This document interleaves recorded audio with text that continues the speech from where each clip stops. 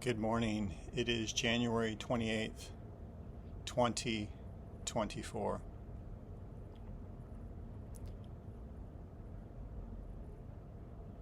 On my bed this morning, the Lord was taking me through this panoramic view of His glory and leading up to His glory in the book of Isaiah.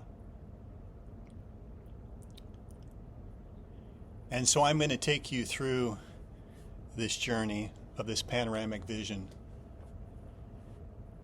and that which precedes the glory. You see, the book of Isaiah, the scroll of Isaiah, is the unveiling. The unveiling of this mystery of Christ in you, the hope of glory.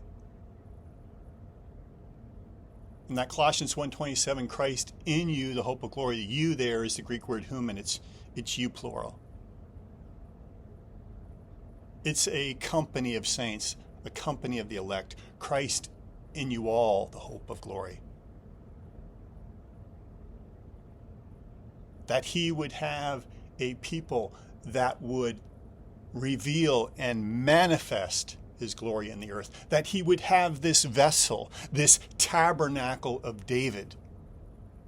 As the Lord spoke to me years ago, He said, I am raising up the tabernacle of David for a habitation for the King of glory. He will have this vessel. He is raising up this tabernacle, that He may manifest His glory to all of creation. And so I'm going to take us through Isaiah, the book of Isaiah. It has 66 chapters, just as the Bible has 66 books. And the last chapter, Isaiah 66, parallels the book of Revelation, the 66th book of the Bible, the revealing of Jesus Christ, the revealing of this glory through this man-child company, through this vessel, through the tabernacle of David, that will bring forth the greatest harvest that the world has ever known. For in that day will I raise up the tabernacle of David that is fallen, and close up the breaches thereof, and raise up his ruins, and I will build it as in the days of old, that they may inherit the remnant of Edom, and of all the heathen that are called by my name. So I'm going to take you through this panoramic view and vision of the glory. I'm going to begin in Isaiah chapter 6. In the year that King Uzziah died, I saw the Lord. King Uzziah has to die. King Uzziah is representative of the flesh. It's sitting as a king in our own heart, on the throne of our own heart, ruling our own life. And King Uzziah presumed he walked into the temple, into the holy place where he was not lawful to go. And he took a censer and approached unto God to be both a king and a priest. But he did so unlawfully. He did so in the pride of his heart, and he was struck with leprosy, a flesh-eating disease. But there are those who will approach him to become a king and a priest after the order of Melchizedek, a Melchizedek priesthood coming forth that will not just approach him, but shall become one with the true and living God. In the year that King Uzziah died, I saw the Lord sitting on a throne, high and lifted up. This is him in this throne in the tabernacle of David, high and lifted up. on those who have come out of the throne of their own heart, of ruling their own life. They have humbled themselves so the King of Glory can sit on that throne in them. This is a corporate throne, a corporate people that Isaiah is seeing the King of Glory sitting in the tabernacle of David, in a people who have come out of the throne of their own heart. And the King of Glory now sits on this throne, high and lifted up within them. In the year that King Uzziah died, I saw the Lord sitting on a throne, high and lifted up, and his train filled the temple. And above it stood the seraphim, each having 6 wings, and with twain covered they their face, and twain covered they their feet, and twain did they fly. And they cried one to another, saying, Holy, holy, holy is the Lord of hosts. Jesus. The whole earth is full of his glory. He has seen the end. He has seen this tabernacle of David raised up. He has seen a people who have come out of being king of their own heart, and the King of Glory now sitting in it and manifesting his glory. The whole earth is full of his glory. Isaiah chapter 6. Isaiah chapter 8 says, Behold, I and the children which God has given me, speaking of the Lord himself, Jesus, and the children which God has given me, are for signs and wonders in Israel from the Lord of hosts, which dwelleth in Mount Zion. Isaiah chapter 11. And there came forth a rod or a sprout out of the stem of Jesse, and a branch shall grow out of his roots. My servant, the branch. Coming in this Melchizedek priesthood. And there came forth a sprout out of the stem of Jesse, and a branch shall grow out of his roots, and the Spirit of the Lord shall rest upon him. The Spirit of wisdom and understanding, the Spirit of counsel and might, the Spirit of knowledge and fear of the Lord. And shall make him of quick understanding in the fear of the Lord. And he shall not judge after the sight of his eyes, only what I see the Father do. Neither shall he reprove after the hearing of his ears, only what I hear the Father say. I have bread to eat of that you know not of. My bread is to do the will of the Father. He shall not judge after the sight of his eyes, neither reprove after the hearing of his ears. But in righteousness shall he judge the poor, and reprove with equity for the meek of the earth. And he shall smite the earth and the oppressor with the rod of his mouth, and with the breath, the ruach of his lips, shall he slay the wicked, the lawless one. This is not only the Lord Jesus Christ, it is a people now who have come out of the throne of their own heart, and the King of Glory dwells in them and manifests this all across the earth. And he shall smite the earth and the oppressor with the rod of his mouth, and with the breath of his lips shall he slay the lawless one. And righteousness shall be the girdle of his loins, and faithfulness the girdle of his reins. And the wolf shall dwell with the lamb. The leopard shall lie down with the kid. The calf, the young lion, and the fatling together, and a little child shall feed them.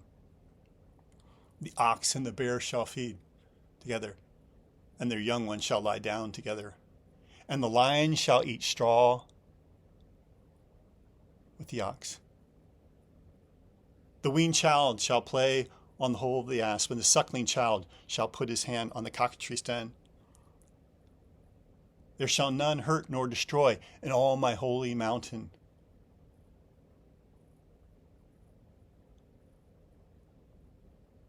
For the knowledge of the Lord shall cover the earth, as the waters cover the sea. And in that day there shall be a root of Jesse, which shall stand for an ensign to the nations, to the people. To it shall the nations seek, and his rest in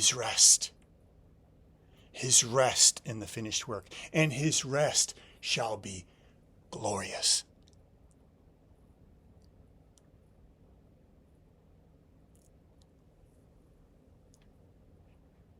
Isaiah chapter 16, verse 5.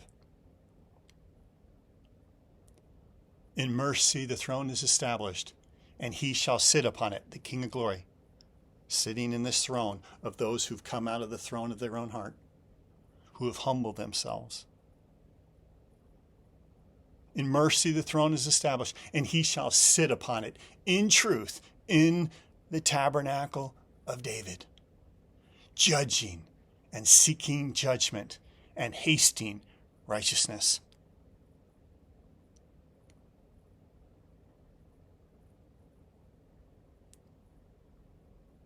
Isaiah 22:22. And I will set the key of the house of David. The key of the house of David shall be upon his shoulder. What's the key of David? It's mercy and truth. It's that key that opens the tabernacle of David to manifest his glory to all of creation.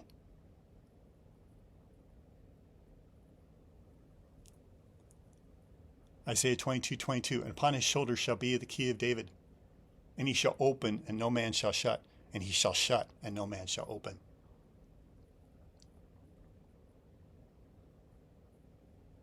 Isaiah chapter 24, he shall punish the host of the high ones from on high.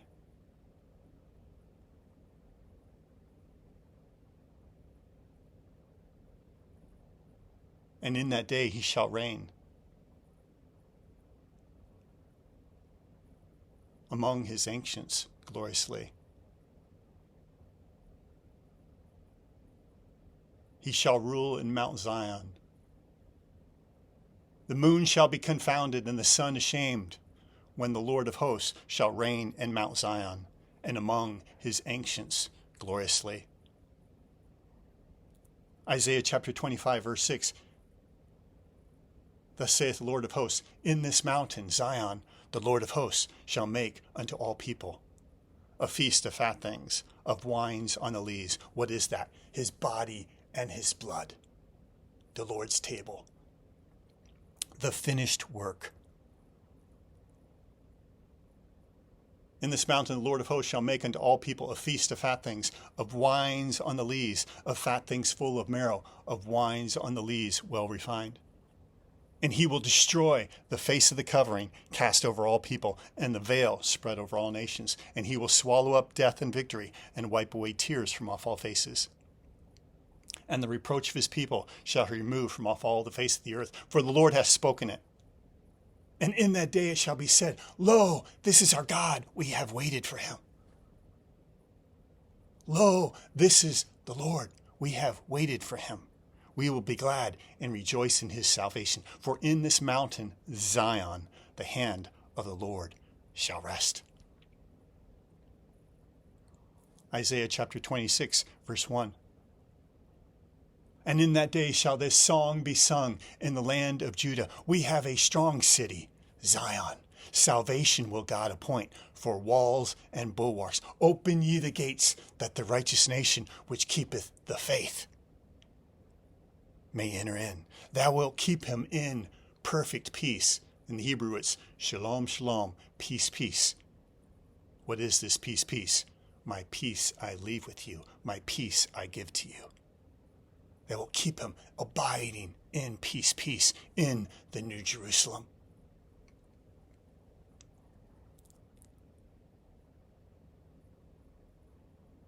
Isaiah chapter 28. Whom shall he teach knowledge, and whom shall he make to understand doctrine? Them that are weaned from the milk and drawn from the breast. For precept upon precept, precept upon precept, line upon line, line upon line, here a little, there a little. For with stammering lips and another tongue will I speak to this people. For this is the rest wherewith you may cause the weary to rest, and this is the refreshing. To be led by his Spirit, to walk in the finished work of Christ, to be yoked to him. For this is the rest wherewith you may cause the weary to rest, and this is the refreshing.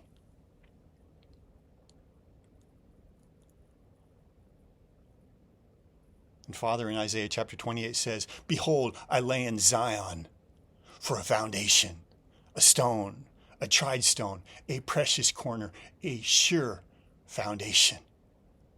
And he that believeth in this finished work shall not make haste. He goes on to say in that chapter, I will do a strange work, a strange act.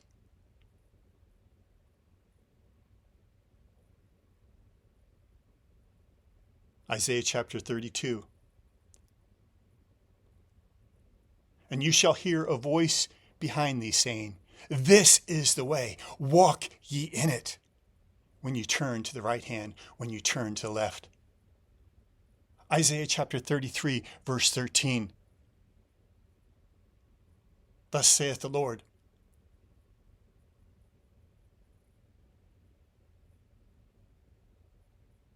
ye that are far off, hear what I have done, and you that are near, acknowledge my might. The sinners in Zion are afraid. Fearfulness has surprised the hypocrites. Who among us shall dwell with devouring fire? Who among us shall dwell with everlasting burnings? He that walketh righteously and speaketh uprightly, that despises the gain of oppressions, that shaketh his hands of holding of bribes, he cannot be bought. He stoppeth his ears from hearing of blood, and shutteth his eyes from seeing of evil. He shall dwell on high. His defense shall be the munitions of rocks. Bread shall be given unto him, and his waters shall be sure. Thine eyes shall see the King in his beauty. They shall behold the land that is afar off.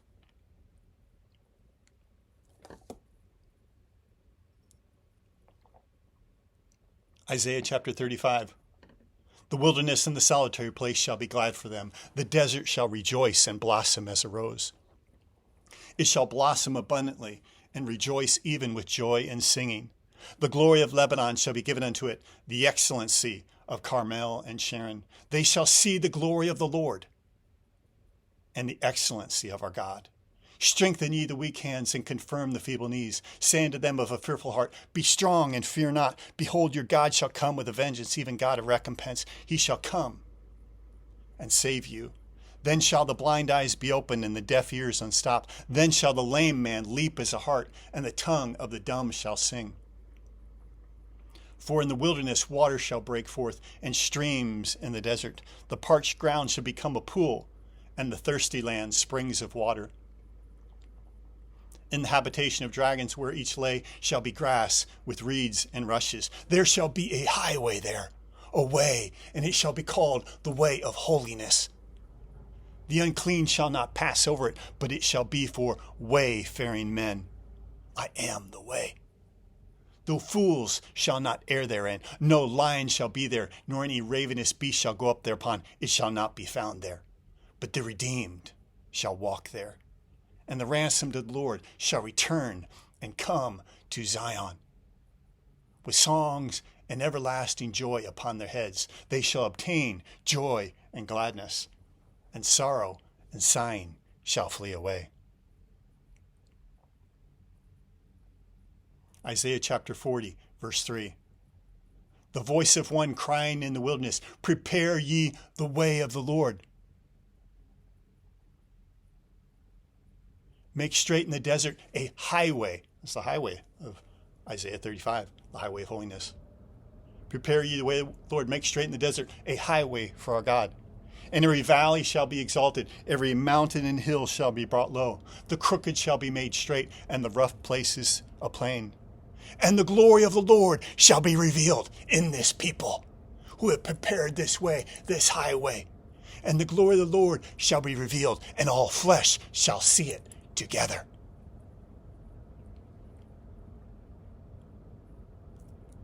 Isaiah chapter 43, I believe, verse 13. Thus saith the Lord, that maketh the way in the sea, and the path in the mighty waters, which bringeth forth the chariot and the horse, the army and the power. They shall lie down together, they shall not rise. Speaking of the overthrow of Pharaoh and his host in the Red Sea. They shall lie down together, they shall not rise. They are extinct, they are quenched as tow. Remember ye not the former things, neither consider the things of old. Behold, I do a new thing. What is this new thing? It's the new thing of Jeremiah chapter 31, verse 22. I do a new thing. A woman shall compass a man. It's the birthing of the man-child. This man-child who will manifest the glory of God.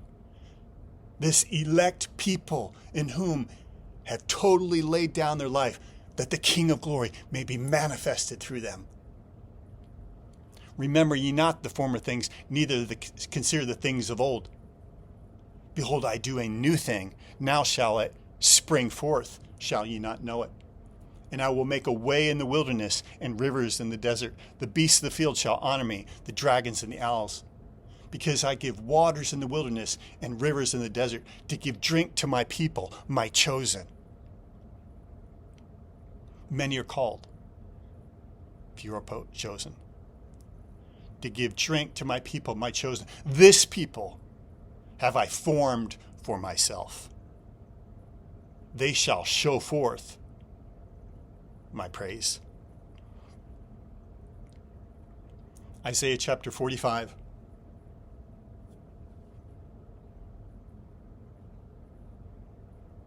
Command ye me concerning my sons. Concerning my sons, command ye me concerning the work of my hands.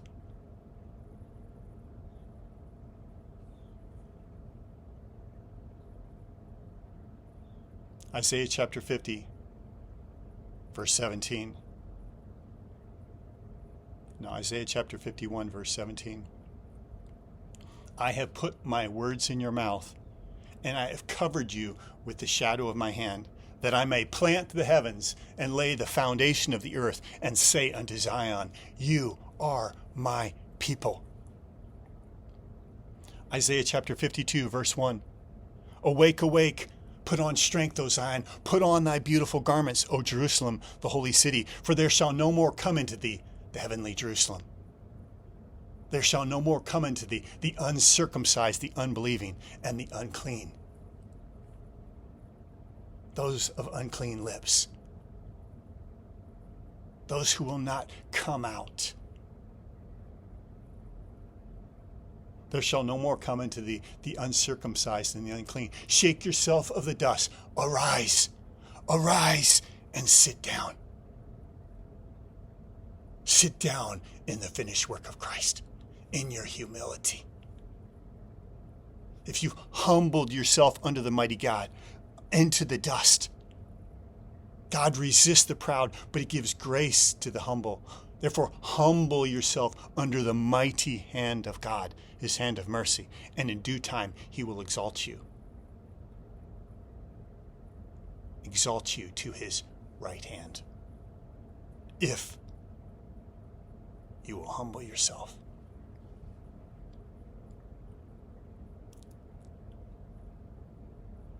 Shake yourself of the dust, arise, and sit down, and loose yourself from the bands about your neck, O captive daughter of Zion. Be yoked to me alone.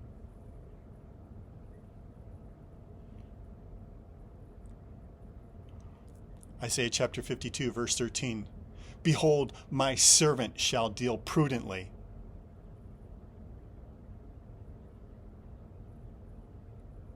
Let this mind be in you, which was also in Christ Jesus, who being in the form of God, thought not robbery to be made equal with God, but made himself of no reputation, and took upon himself the form of a servant, and was made in the likeness of men. And being found in fashion as a man, he humbled himself and became obedient unto death, even the death of the cross. Behold, my servant shall deal prudently. He shall be exalted and extolled and be very high. Here's him coming and sitting on his throne. In the year King Uzziah died, I saw the Lord sitting on a throne. Behold, my servant shall deal prudently, according to my eternal purposes and my divine will.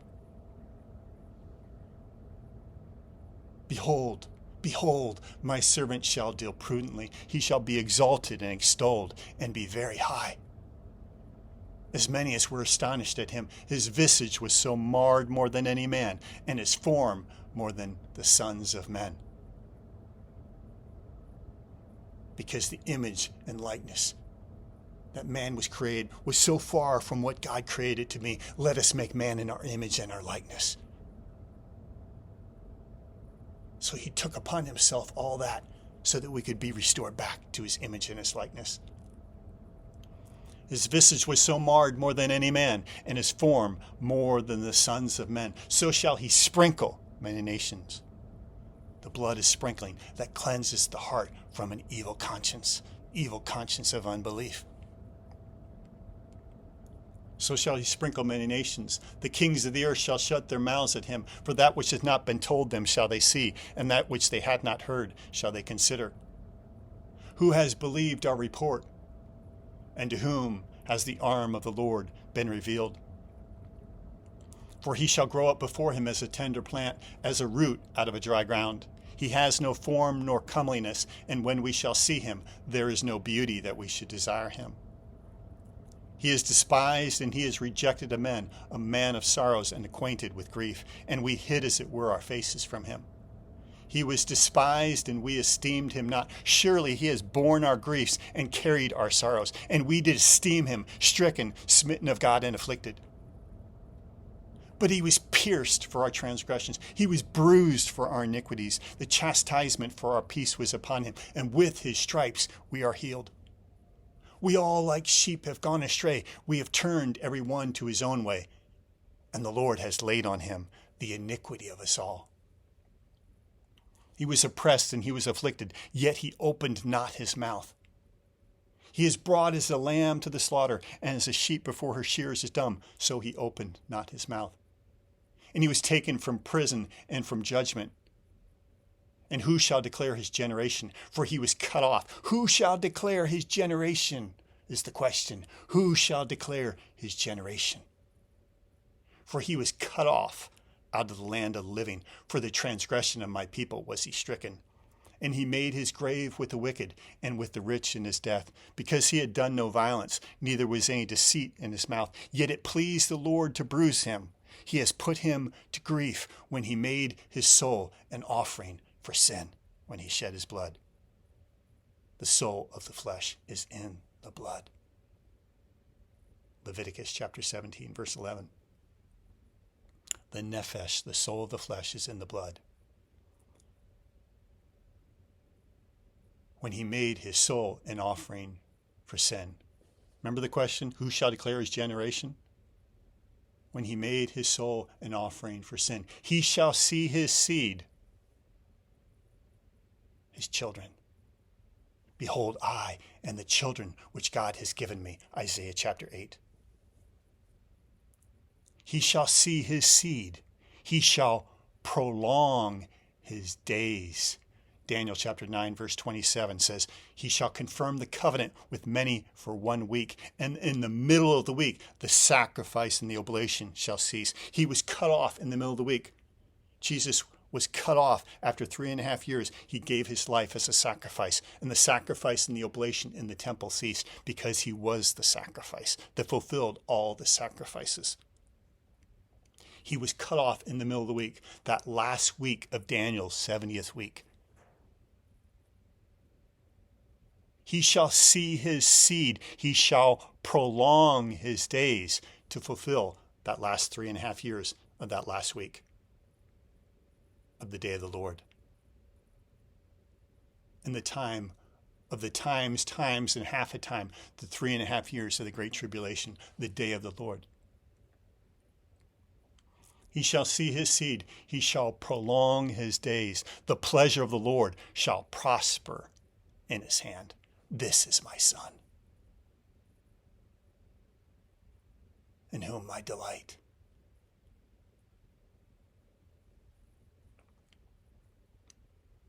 Isaiah chapter 54, verse 17.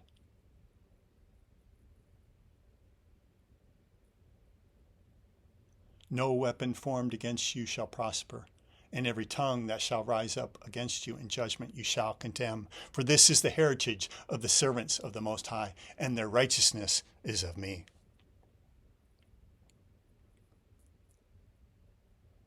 Isaiah chapter 55.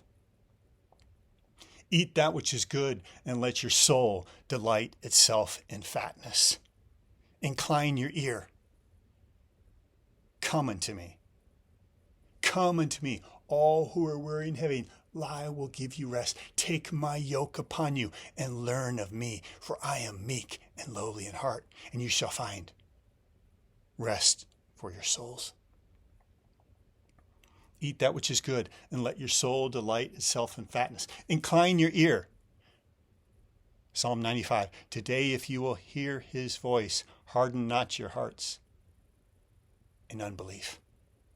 Harden not your hearts as in the provocation, the day of temptation in the wilderness, where your fathers tempted me, proved me, saw my works. 40 years long was I grieved with that generation, and said they do always err in their heart, and have not known my ways. Therefore I swore in my wrath, they shall not enter into my rest, into my finished work, the finished work of the Lamb slain from the foundation of the world. Incline your ear. Come unto me. Hear. As David said in Psalm chapter 40, my ear have you opened. Sacrifice and offering you did not desire.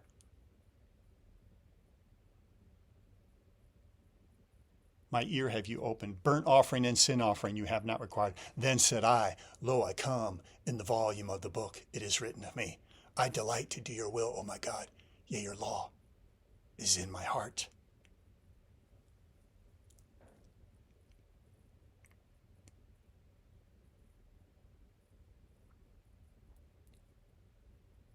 Incline your ear, come unto me, hear, and your soul shall live. And I will make an everlasting covenant with you, even the sure mercies of David. For I have given him David for a witness to the people, a leader and a commander to the people. And you shall call a nation which you know not, and nations which know not thee shall run unto thee, because of the Lord thy God, and for the Holy One of Israel, for he has glorified thee. Seek the Lord while he may be found. Call upon him while he is near. Let the wicked forsake his way, and the unrighteous man his thoughts, and let them return unto the Lord, and I will have mercy on them, and unto our God, and I will abundantly pardon them. For my ways are not your ways, neither my thoughts your thoughts, saith the Lord. For as the heavens are higher than the earth, so are my ways higher than your ways, and my thoughts higher than your thoughts. For as the rain cometh down, and the snow from heaven, and returneth not thither, but watereth the earth, that it may bring forth in bud, that it may give seed to the sower. Who's the sower? The Lord. What's the seed? He shall see his seed. He shall prolong his days. Behold, I and the children which God has given me.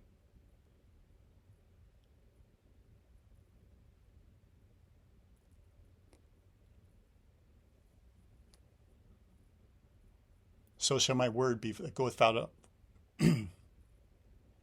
For as the rain cometh down, and the snow from heaven, and returneth not hither, but watereth the earth, that it may bring forth seed to the sower,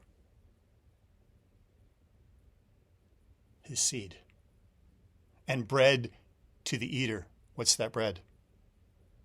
I have bread to eat of that you know not of. My bread is to do the will of the Father. This bread that is eaten of his children, the seed. He shall see his seed. He shall prolong his days.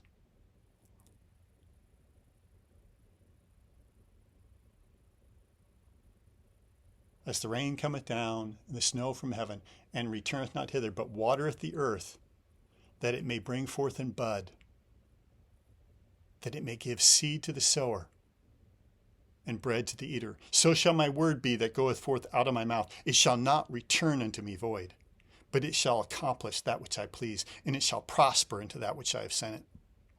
And you shall go out with joy and be led forth with peace. The mountains and the hills shall break forth before you in singing. The trees of the field shall clap their hands. Instead of the thorn shall come up the fir tree. Instead of the briar shall come up the myrtle tree. The curse being reversed.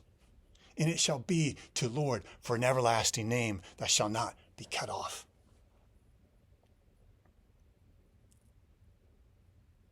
Isaiah chapter 57, verse 15, I think. Thus saith the high and lofty one that inhabits eternity. Thus saith the high and lofty one. He'll be high and lifted up. Behold, my servant shall deal prudently. He shall be exalted and extolled.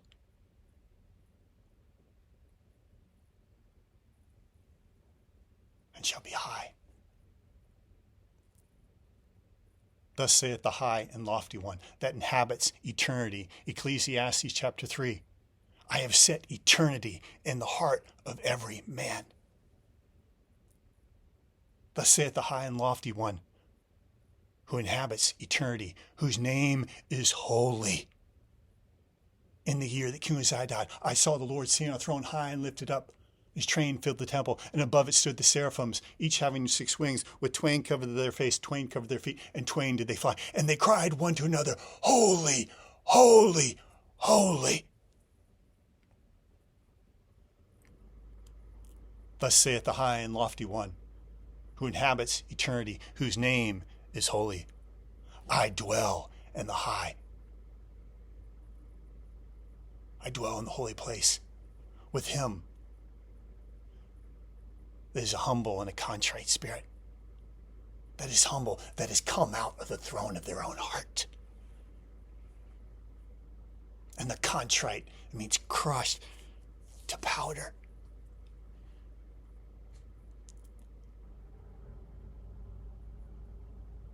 I dwell in the high and lofty place with him also that is a humble and a contrite spirit.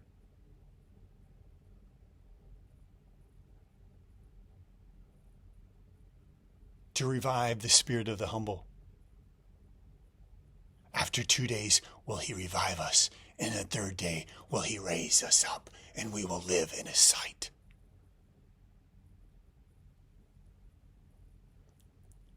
To revive the spirit of the humble, and to revive the heart of the contrite ones. Isaiah chapter 57, verse 19.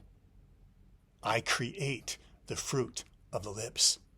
Peace, peace to them who are far off and to them who are near, and I will heal them. That's the one new man coming back together.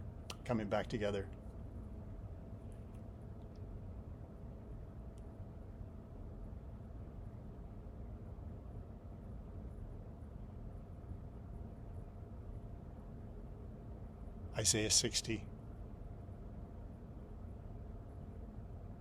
Arise, shine, for your light has come, and the glory of the Lord is risen upon thee.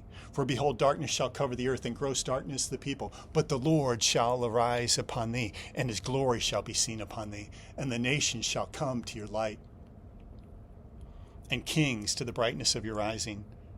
Lift up your eyes round about thee, and see, they gather themselves together, they come unto thee. This is the tabernacle of David, manifesting this glory as the King of glory sits on his throne in them. And the nations shall come to your light, and kings to the brightness of your rising. Lift up your eyes round about thee, and see, they gather themselves together, they come unto thee to see the Christ. Thy sons come from far, and thy daughters shall be nursed at thy side. Then shalt thou see and flow together, and your heart shall fear and be enlarged. Because the abundance of the sea, the nations shall come unto thee. The multitude of camels shall cover thee. The dromedaries of Midian and Ephah. All they of Sheba shall come. with their gold and their incense, coming to see. As Sheba came to see the wisdom of Solomon, she's coming to see the wisdom of Christ in his manifest wisdom through the man-child. Sheba is now what is now the land of Yemen. All they of Sheba shall come with their gold and their incense, and they shall show forth the praises of the Lord. All the flocks of Kedar shall be gathered together unto thee. The rams of Nebaioth, the Muslim nations, shall come unto thee. They shall come up with acceptance on mine altar. There's only one acceptance on the altar, joining yourself to Christ. They shall come up with acceptance on mine altar, and I will glorify the house of my glory. Who are these that fly as a cloud, and as the doves to their windows? Surely the isles shall wait for me, the ships of Tarshish first, to bring thy sons from far, their silver and their gold with them, unto the name of the Lord thy God, and to the Holy One of Israel, for he has glorified thee. And the sons of the stranger shall build up thy walls. Zion's walls, Isaiah 60 verse 18, Zion's walls are salvation. The sons of the stranger building up their walls, that's salvation coming into Zion. And the sons of the stranger shall build up thy walls, and their kings shall minister unto thee. For in my wrath I smote thee. In my wrath I smote thee. You of Isaiah 60. In my wrath I smote thee, but in my favor I have had compassion on thee. Therefore thy gates shall be open continually. Open ye the gates, that the righteous nation which keepeth the faith may enter in. These gates into Zion through the tabernacle of David. Thy gates shall be open continually. They shall not be shut day nor night, that men may bring unto you the forces of the Gentiles, the wealth of the nations, and that their kings may be brought. For that nation and kingdom which shall not serve you, the Christ in you, shall perish. Yea, that nation shall be utterly wasted. The glory of Lebanon shall be given unto thee, the fir tree, the pine tree, and the box tree together. It's speaking of the pride of man being brought low.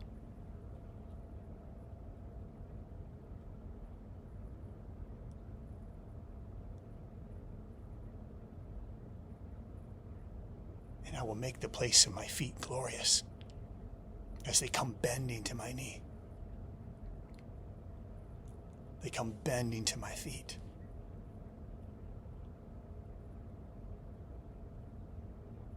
The sons of them that afflicted thee shall come bending unto thee, and they that despise thee shall bow themselves down at the soles of your feet. And they shall call you the city of the Lord, the Zion of the Holy One of Israel.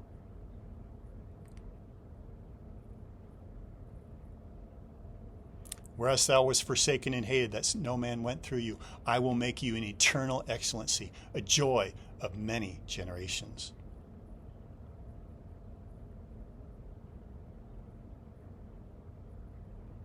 I'm going to jump down to towards the end of Isaiah 60. Thy people shall be all righteous. They shall inherit the land forever. The branch of my planting, my servant the branch. The branch of my planting, the work of my hands, that I may be glorified. A little one shall become 1,000. This is the remnant becoming 1,000. This is 144,000, expanding 1,000-fold. A little one shall become 1,000, a small one, a strong nation. I, the Lord, will hasten it. I, the Lord, will hasten it. I, the Lord, will hasten it in its time.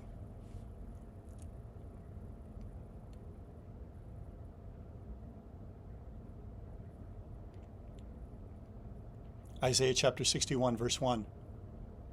The Spirit of the Lord God is upon me, for the Lord has anointed me to preach good tidings to the meek, to proclaim liberty to the captives, to the opening of prison to them that are bound, to bind up the broken heart, to proclaim liberty to them that are bound, to preach the acceptable year of the Lord and the day of vengeance of our God and the day of the Lord.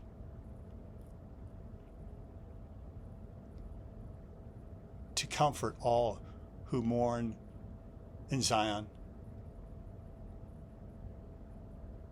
to appoint unto them that mourn in Zion, to give beauty for ashes, the oil of joy for mourning, the garment of praise for the spirit of heaviness, that they might be called trees of righteousness, the planting of the Lord, rooted and grounded in love, rooted in his mercy, grounded in his truth, the key of David. That they may be called trees of righteousness, the planting of the Lord, that I may be glorified.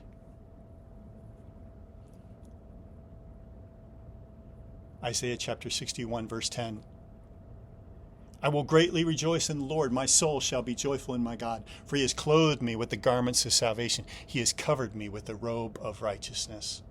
As a bridegroom, talking about a wedding, as a bridegroom decketh himself with ornaments, and as a bride adorns herself with jewels, becoming one.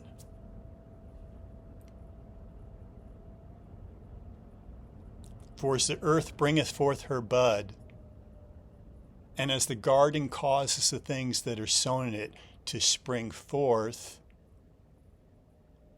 Where did we hear that? Isaiah chapter 43. I will cause righteousness and praise to spring forth before all nations.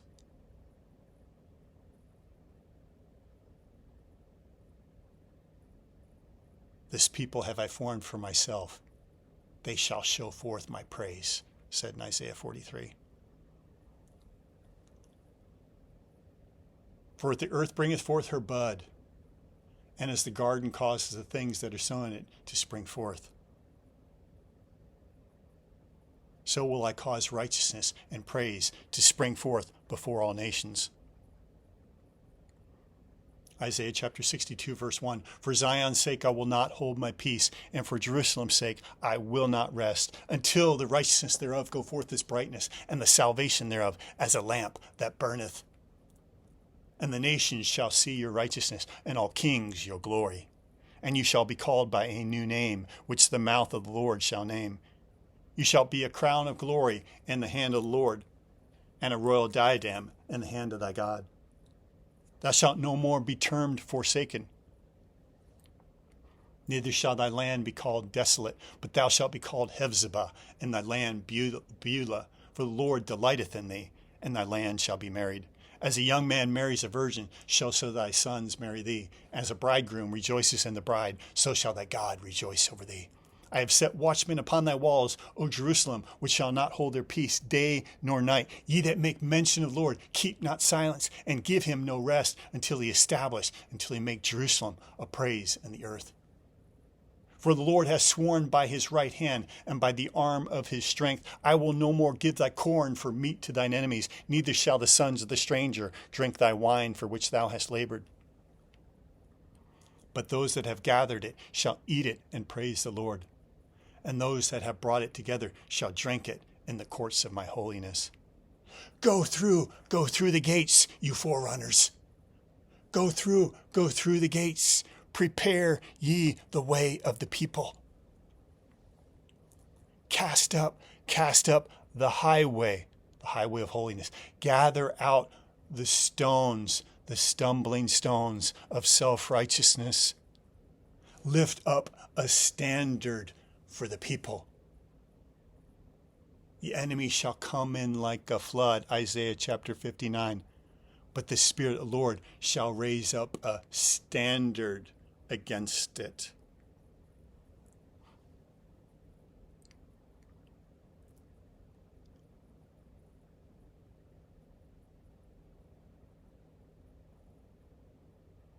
Isaiah chapter 63. Who is this that comes from Edom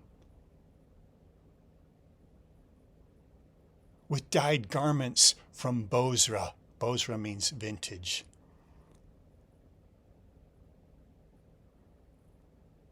Who is glorious in his apparel. I will tread upon the winepress alone, and there is none with me. I will tread upon them and sprinkle my garments with blood in my vengeance. Coming in the day of his vengeance.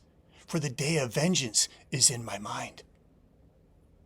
It's in my heart, he says. The day of vengeance is in my heart. So this is preparatory for the day of vengeance.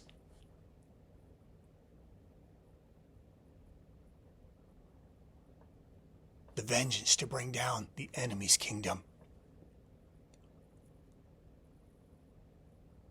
Those being trampled down and bringing forth this vintage, this blood of the grapes that will bring forth this vintage wine. Just as Jesus' first miracle was the bringing forth of the wine at the marriage feast. This is the choice wine at the end of the age for the marriage feast. Treading those who have abided in the vine. I am the true vine. My Father is the husbandman. Every branch in me that bringeth not fruit, the grape. And the grape brings forth the blood of the grape. This surrendered life.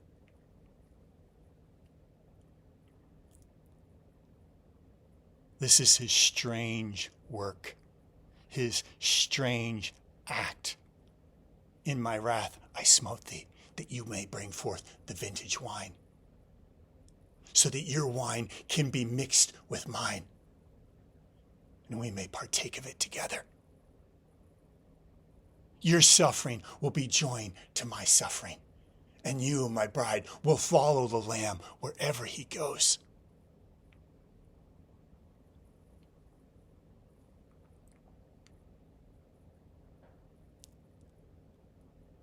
Isaiah chapter 64. Oh, that thou wouldest rend the heavens, that thou wouldest come down, that the mountains might flow down at your face. As the melting fire burneth and causes the waters to boil, to make your name known to your adversaries, your person, your character. To make your name known to your adversaries, that the nations may tremble at your face. As the melting waters boil, to make the nations tremble as boiling water at your face.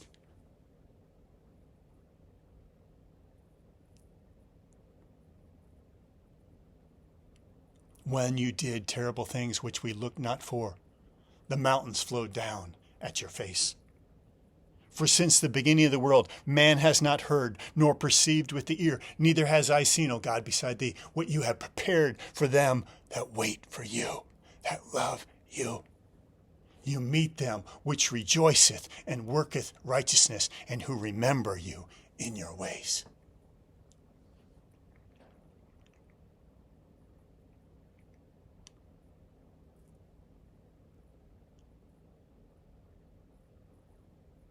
Farther down, Isaiah 64 says, I am, Father, you are the clay. I'm the potter, you are clay. I am the Father.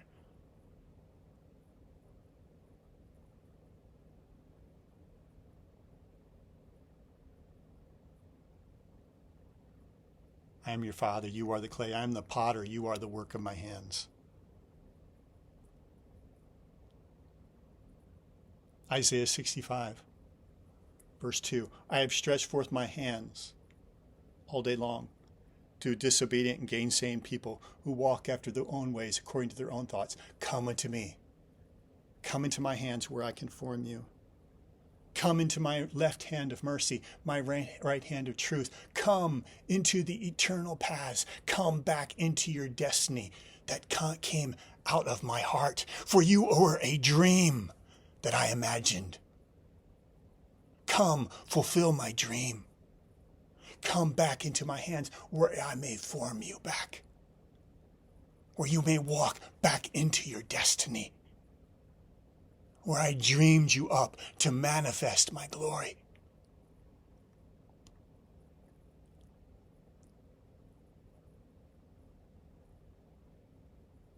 To Isaiah 66,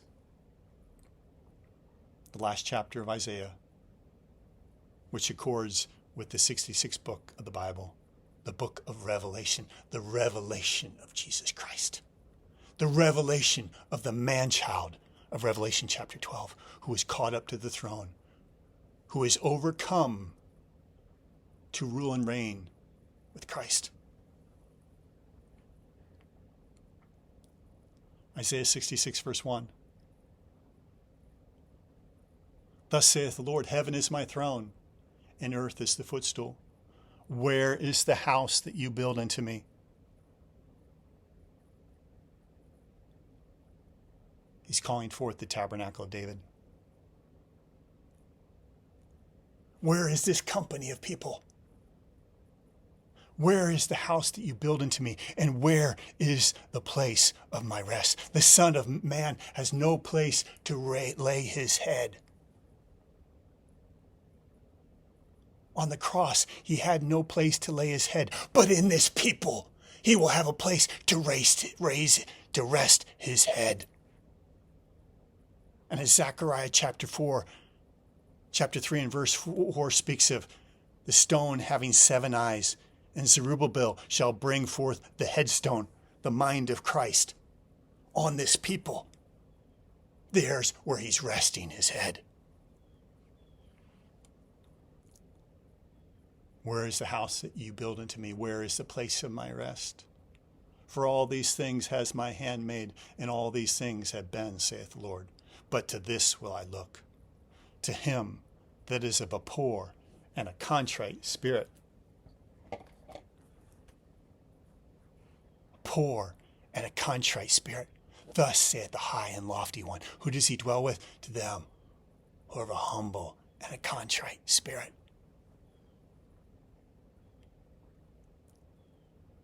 To this will I look, to him that is of poor and a contrite spirit, that tremble at my word.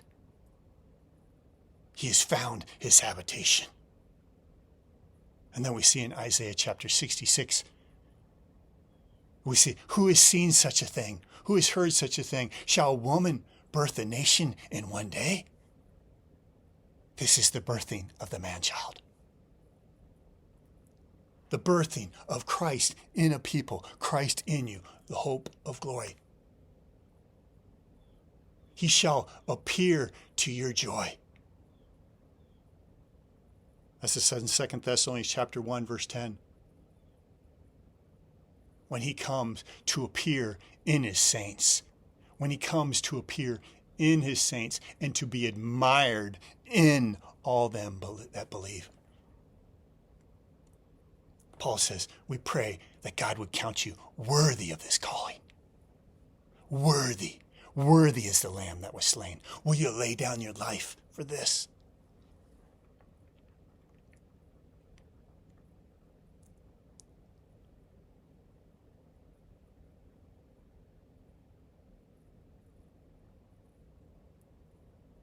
Birthing the man-child, which accords with Revelation chapter 12, the birthing of the man-child.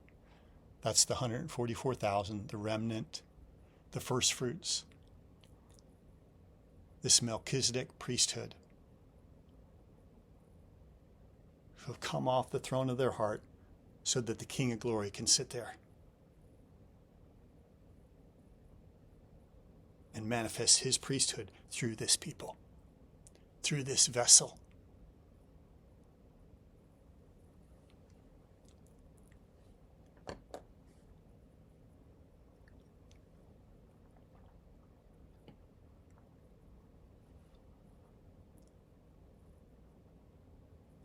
Where is the house you build into me? Where is the place of my rest? This will I look, to him that is of poor and a contrite spirit, and that trembles at my word. There's a chapter I skipped there. And obviously I didn't cover every chapter of Isaiah. But I purposely skipped Isaiah chapter 58.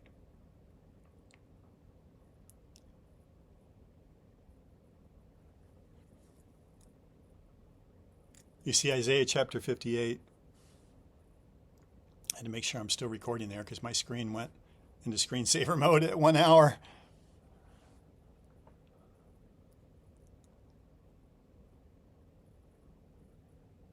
This glory at the end of Isaiah coming forth out of this vessel, out of the tabernacle of David. What precedes it is Isaiah 58. Strategically placed there. What is Isaiah 58 about? The fast. And so this is where I'm going. Isaiah chapter 58. I'm on the 4th day of my fast with the Lord. And this is why I'm on the fast. Jesus didn't say, if you fast. He said, when you fast.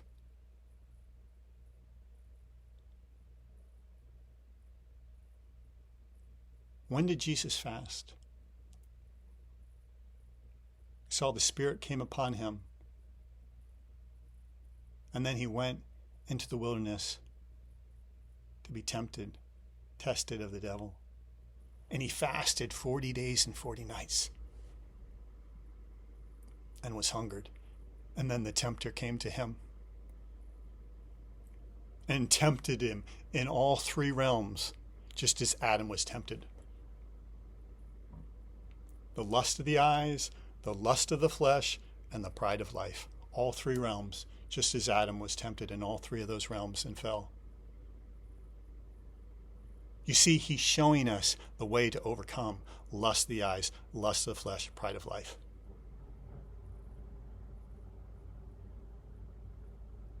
Fasting. To overcome the lust of the eyes, the lust of the flesh, and the pride of life. As Isaiah 58, verse 5 says, is it such a fast that I have chosen, a day for a man to afflict his soul? That word afflict, if you look at in the Hebrew, it literally means to humble. Is this the fast I have called for a man to humble his soul? Thus saith the high and lofty one who inhabits eternity, whose name is holy. I dwell in the high and lofty place with him that is of a humble and a contrite spirit. As I look across the Forerunner company, I see so much pride. Some is really obvious. Some is very, very subtle. When I hear so many of the prophetic words coming forth out of the remnant company, I see in them sewn into it a snare which catches people up in a pride. It's so subtle. It's so subtle.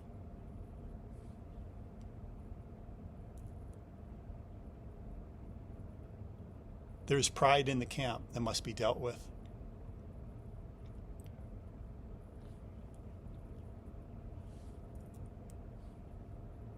Is it such a fast that I have chosen, a day for a man to humble his soul, to bow down his head as a bulrush, to spread sackcloth and ashes under him?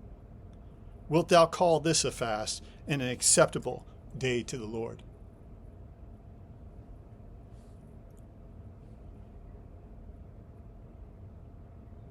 Verse 3 says, wherefore have we fasted, say they, and you see not? Wherefore have we afflicted or humbled our soul, and thou takest no knowledge? Behold, in the day of your fast you find pleasure, and exact all your labors. You just go about your normal business.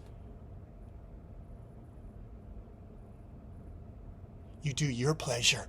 When will you do my pleasure? When will you give me my dream that I imagined when I thought you up before the foundations? I dreamed up your life. Will you humble yourself and come unto me so that my dream may be fulfilled through you?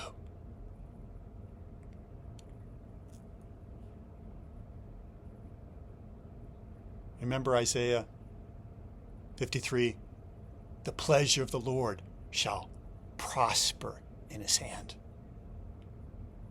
Those who will humble themselves under his mighty hand, that in due time he may exalt them. For God resists the proud, but gives grace to the humble. Your adversary, the devil, walks about like a roaring lion, seeking whom he may devour in pride.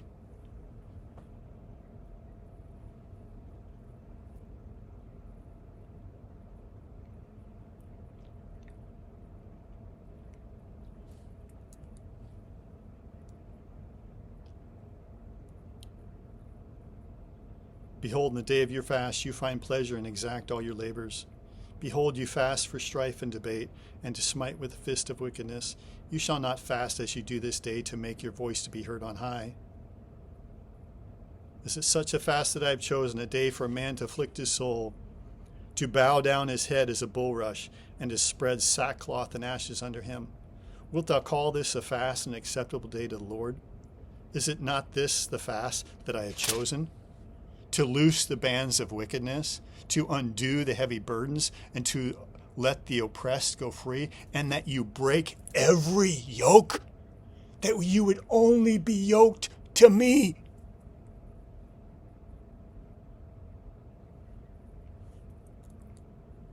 Is it not to deal thy bread to the hungry, and that thou bring the poor and cast out to thy house? When thou seest the naked, that thou cover him, and that thou hide not thyself from thine own flesh.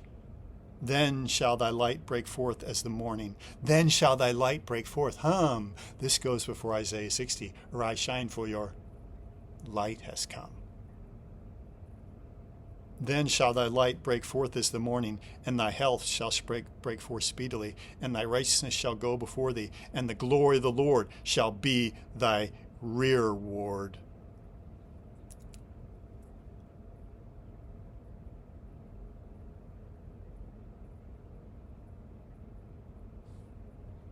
Why is the glory of the Lord your rearward? Because that's the one place you don't have armor. But if you've humbled your soul and you're clothed with humility, even your backside is protected.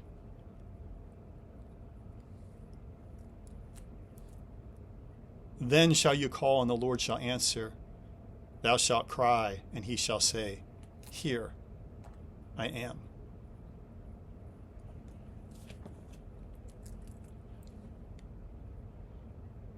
The Lord fasted before the day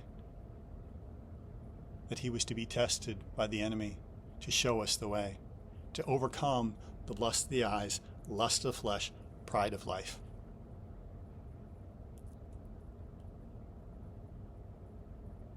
If you are the Son of Man, turn these stones into bread. Man does not live by bread alone, but by every word that proceeds out of the mouth of God. My bread is to do the Father's will. My soul is humbled.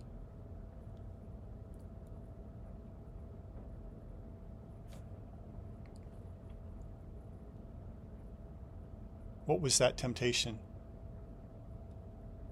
The lust of the flesh.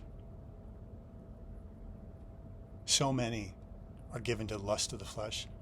As the Apostle Paul says in Philippians chapter 2 or 3, he says,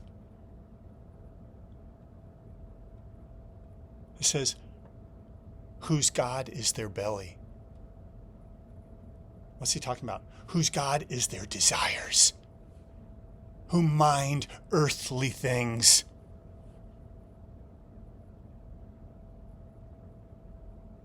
This is what I do in the fast, turning all my desires to him, all of them.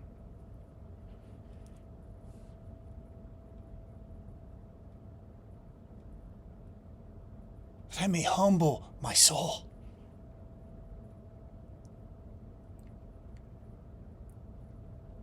That I may be counted worthy. Will you humble your soul?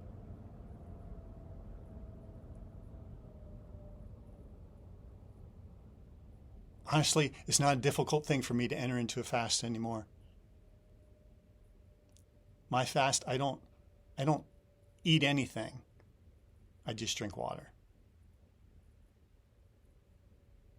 People go, well, I'm going on a Daniel fast. Well, that's really not a fast. It wasn't called a fast in the book of Daniel. The reason Daniel didn't eat of the king's meat is because it was offered up unto idols. I don't think you're fasting from your food being offered up to idols, are you? The fast is to overcome the belly, the desire to eat. It's the most basic desire in the flesh. It's one I'm beginning to overcome because I transition right into the fast. I don't even get hungry.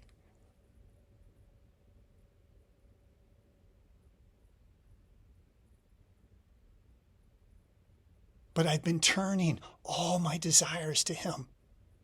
The TV went off 13 years ago that I may give my desire to Him.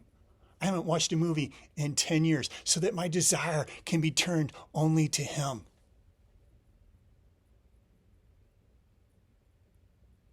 Some say, well, I'm in a fast TV. Well, that's great.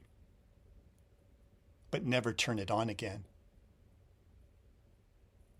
That's what He wants. That we would lock eyes with Him.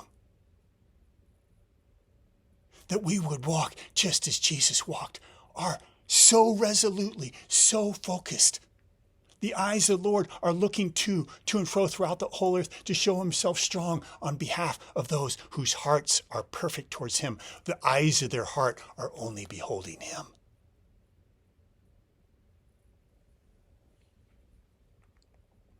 Then we truly see what the Father is doing. Will we do that? Or do we love the world more than we love Him? If any man love the world, the love of the Father is not in him. For all that is in the world, 1 John chapter 2, verse 15, isn't it? For all that is in the world, the lust of the eyes, the lust of the flesh, and the pride of life, is not of the Father, but is of the world. And the world passes away in the lust thereof, but he that does the will of God. My meat is to do the will of the Father. But he that does the will of God abides forever.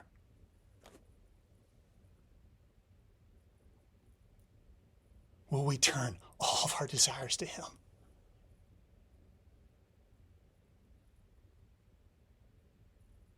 That we will no longer eat from the table of the enemy. Did you not hear what Isaiah 33 says? Who's going to dwell with devouring fire? The hypocrites are afraid. Who are those that dwell with divine fire? He that has clean hands, a pure heart, purifying the eyes of his heart.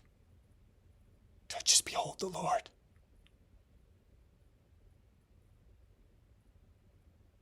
Who has not lifted his soul up into vanity. Clean hands, pure heart. Soul up into vanity and pride. The vain things of this world. Who among us shall dwell with devouring fire? Who among us shall dwell with everlasting burdens? He that walketh righteously, that speaketh uprightly, that despises the gain oppressions, that shaketh his hands of holding of bribes. He cannot be bought in this world. That stoppeth his ears from hearing of evil, that shutteth his eyes from seeing of blood. Shutteth his eyes from seeing of evil. Stoppeth his ears from hearing of blood. That's all it took for me to shut the TV off.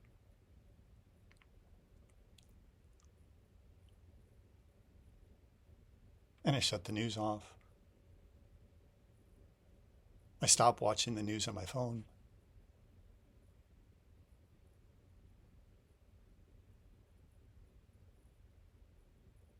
That my desire would be for him alone.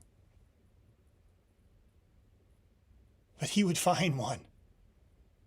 The eyes of the Lord looking to and fro throughout the whole earth to show himself strong on behalf of those whose hearts are perfect towards him. The eyes of their heart are just turned towards him.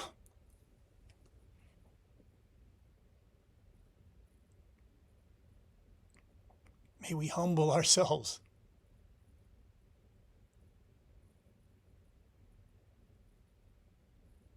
The lust of the eyes, the lust of the flesh, and the pride of life. Who are those that manifest the glory? In Isaiah 60, those who have overcome.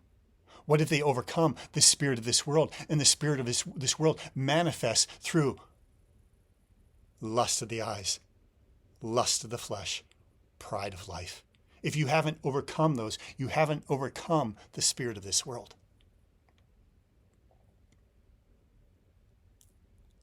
It's what fasting is all about, is overcoming the lust of the eyes, lust of the flesh. Turn these stones into bread. Lust of the flesh, the belly, the desire, the most basic desire. It starts there with the fast.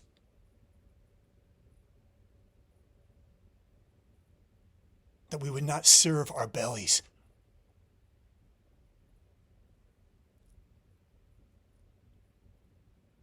but our meat is to do his will. I have bread to eat of that you know not of.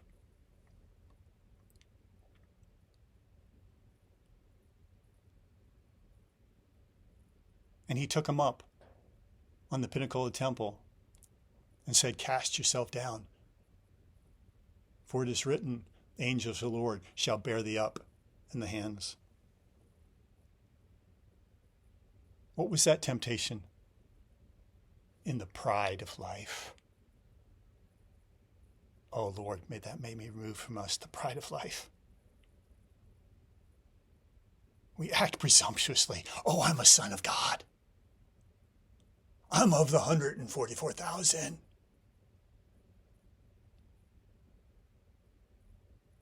And we step out of his will. We are not clothed in humility. Recognizing the only reason why we're the son is because he purchases what he did. Him in us. Our eyes are not fixed on him alone.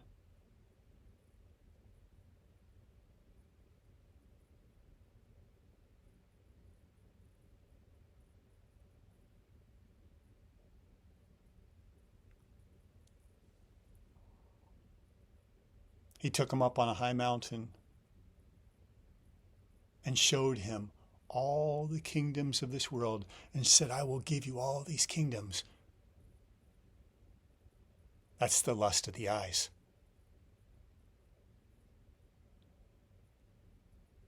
The eyes of the heart.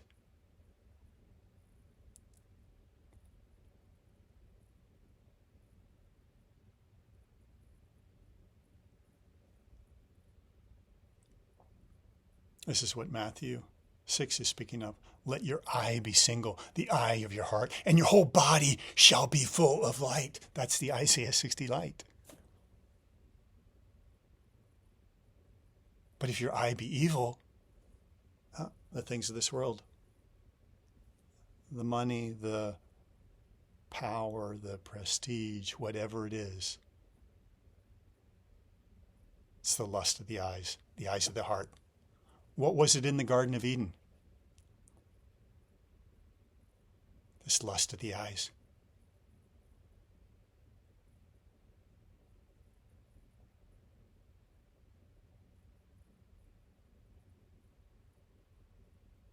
You shall be like gods. You will self-rule. You can self-rule your life. You can go your own way. What was the lust of flesh in the garden? Oh, it's good. It looks good for food. What's the pride of life? It's able to make you wise.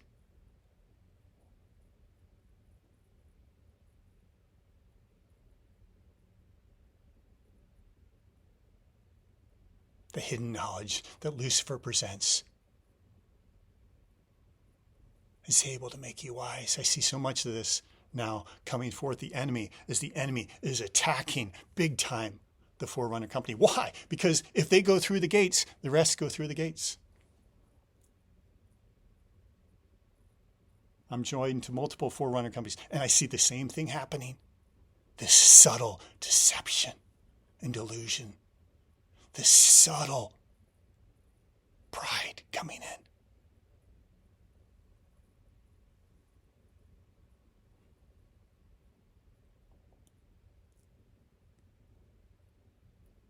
As I was preparing for this fast,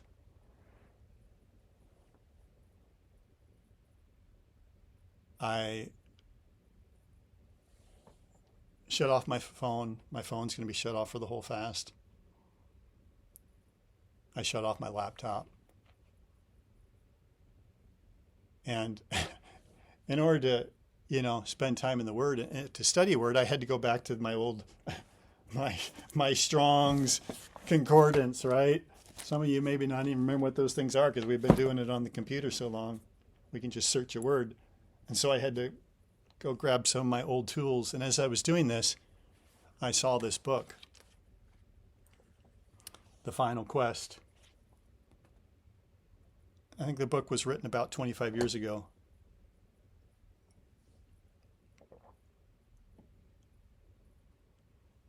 And I read it maybe 20 years ago. I didn't remember anything of the book. Only thing I remembered was this deception that happened. It's the one thing I remembered about it was this deception that happened, this deception of pride. And when I picked up this book and when I opened it up, it came right to that place. And so I'm going to read. This is an incredible book. I would encourage anybody to read this. I'm not necessarily endorsing Rick Joyner. I don't follow the man. But this is an incredible book that was given to him in a panoramic vision. I think multiple vision and dreams. And so I'm going to read. This is where I open to. The Deadly Trap. I then looked out over the carnage below and the slowly retreating demonic army. Behind me, more of the glorious warriors were constantly taking their places on the mountain. I knew that we were now strong enough to attack and destroy what was left of this enemy horde. Not yet, said Wisdom. Look over there. I looked in the direction he was pointing, but had to shield my eyes from the glory emanating from mine own armor to see anything. See, he had climbed all the way to the top of the mountain. And when he did that, his whole armor became so glorious.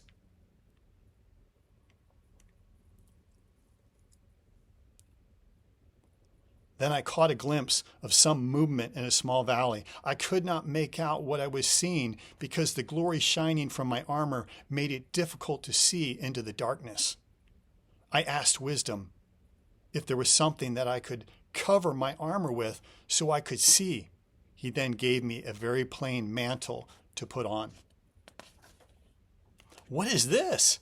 I inquired, a little insulted by its drabness. Humility, said Wisdom. You will not be able to see very well without it. Reluctantly, I put it on, and immediately I saw many things that I could not see before. I looked toward the valley and the movement I had seen. To my astonishment, there was an entire division of the enemy horde that was waiting to ambush anyone who ventured from the mountain. What army is that? I asked. And how did they escape the battle intact? That is pride, explained Wisdom. It is the hardest enemy to see after you have been in the glory. Those who refuse to put on the cloak, this cloak will suffer much at the hands of that most devious enemy. As I looked back at the mountain, I saw many of the glorious warriors crossing the plain to attack the remnant of the enemy horde. None of them were wearing the cloaks of humility, and they had not seen the enemy that was ready to attack them from their rear. Remember what I just read in Isaiah 58? As the fast will humble ourselves, the glory of the Lord becomes your rearward.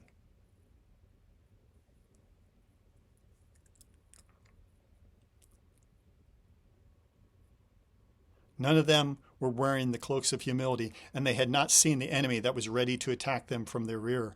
I started to run out to stop them, but wisdom restrained me. "You cannot stop this," he said.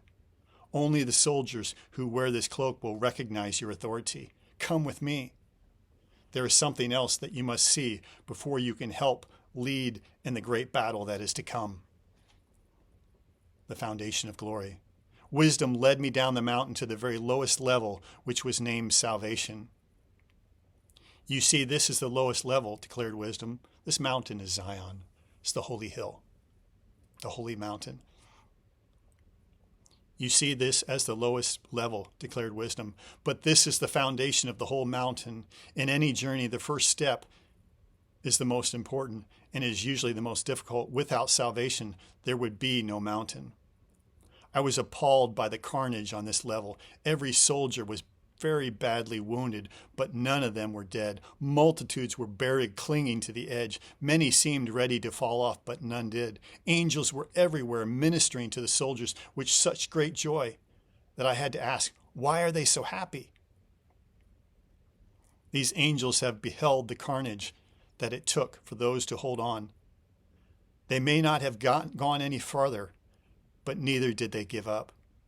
They will soon be healed, and they will behold the glory of the rest of the mountain, and they will begin to climb. These will be great warriors for the battle to come. But wouldn't they have been better off to climb the mountain with the rest of us? I protested, seeing their present condition. It would have been better for them, but not for you. By staying here, they kept most of your enemies occupied, and that made it easier for you to climb. Very few from the higher levels ever reached out to help others come to the mountain, but these did. Even when barely clinging to the mountain themselves, they would reach out to pull others up. In fact, most of the mighty warriors were led to the mountain by these faithful ones. These who stayed and faithfully fought on the level of salvation are no less heroes than the ones who made it up to the top. They brought great joy to heaven by leading others to salvation. It was for this reason that all the angels in heaven wanted to come to minister to them, but only the most honored were permitted. Again, I felt shame for my previous attitude towards these great saints. Many of us had scorned them as we climbed to the higher levels. They had made many mistakes during the battle, but they had also displayed more of the shepherd's heart than the rest of us. The Lord would leave the 99 to go after the one who was lost. These had stayed in the place where they could still reach the lost, and they paid a dear price for it.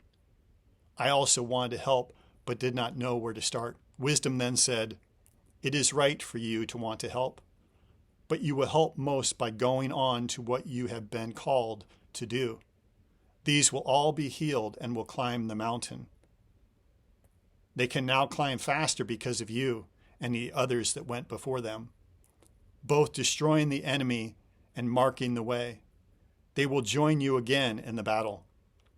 These are fearless ones who will never retreat before the enemy." The power of pride. I was pondering how I was learning as much by descending the mountain as I had by climbing it, when the noise from the battlefield drew my attention. By now, thousands of the mighty warriors had crossed the plain to attack the remnant of the enemy horde. These mighty warriors who had climbed the mountain. The enemy was fleeing in all directions except for one division, pride. Completely undetected, it had marched right up to the rear of the advancing warriors and was about to release a hail of arrows. I then noticed that the mighty warriors had no armor on their backsides. They were totally exposed and vulnerable to that which was about to hit them. Wisdom remarked, "You have taught that there is no armor for the backside, which means you are vulnerable if you run from the enemy.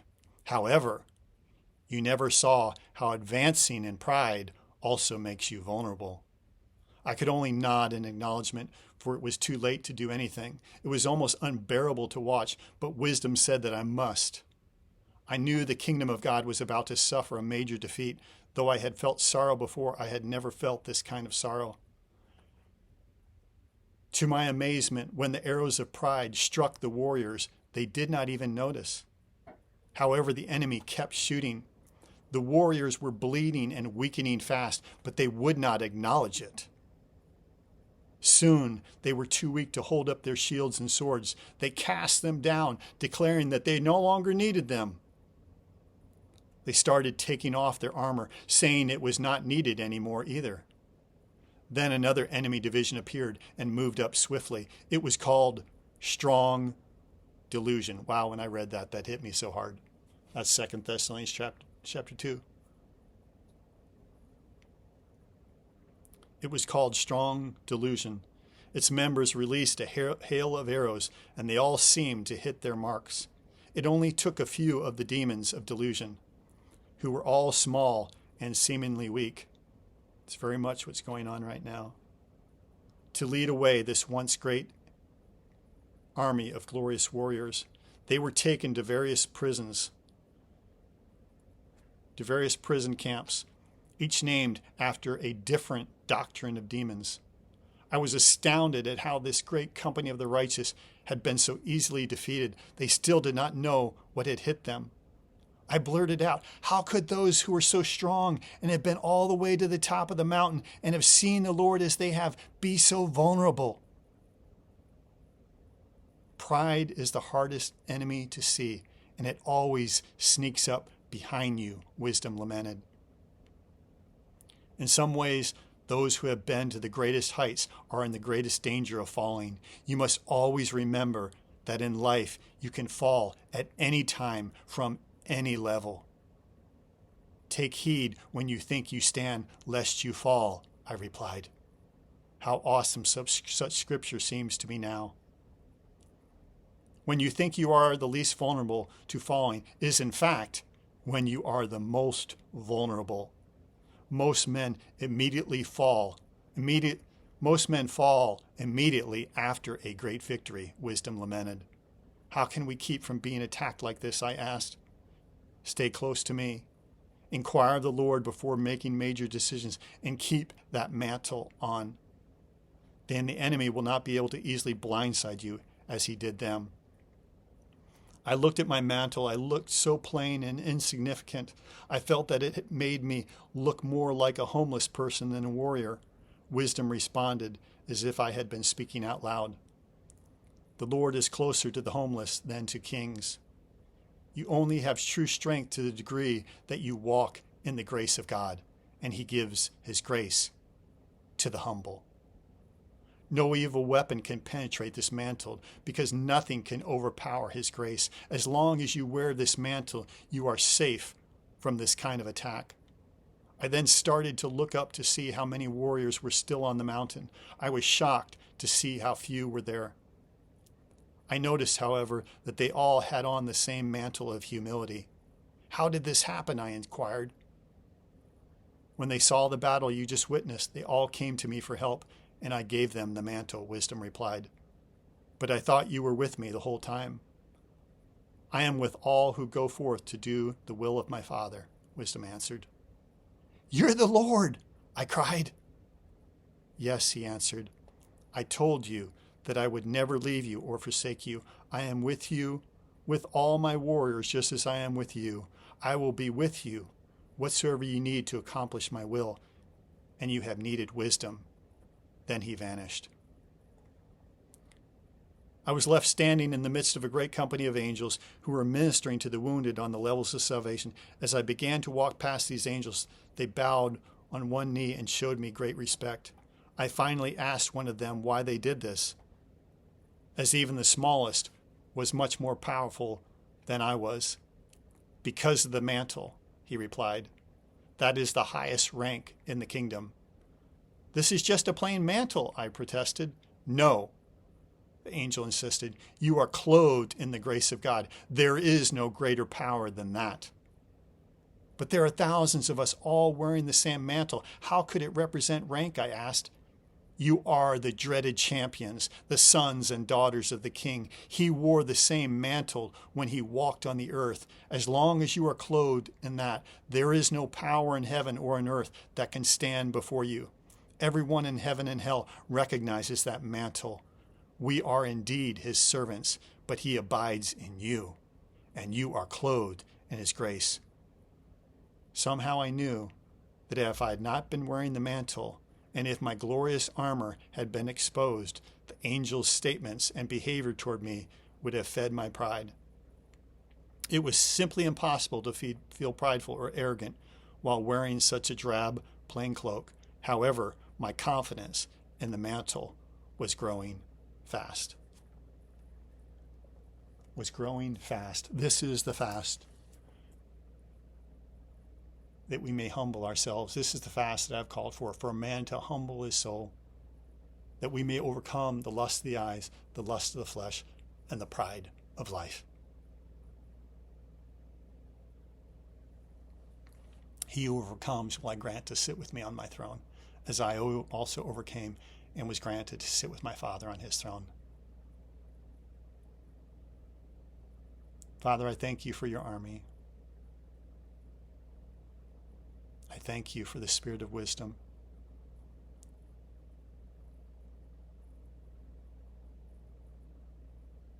That we may hear your voice.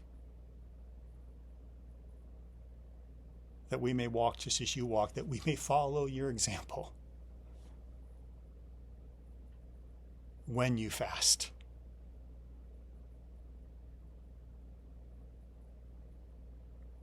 David said in 2 Samuel chapter 22, verse 37, he says, your gentleness has made me great. But that word gentleness, if you look at the Hebrew word, literally means humbleness or humility. Your humility has made me great.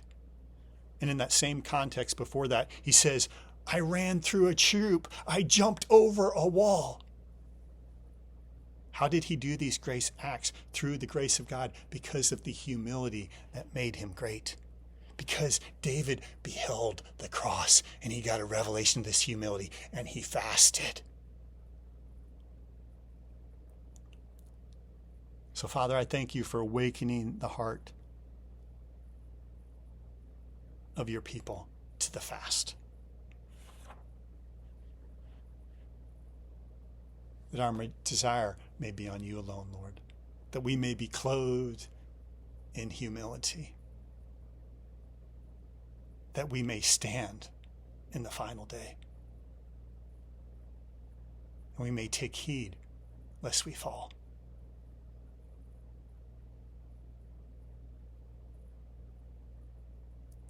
Father, I thank you for your great goodness, which you have laid up for those that fear you, which you have wrought for those that trust in you before the sons of men. You shall hide them in the secret of your face from the pride of man. You shall keep them secretly in a pavilion from the strife of tongues. Shalom. Shalom.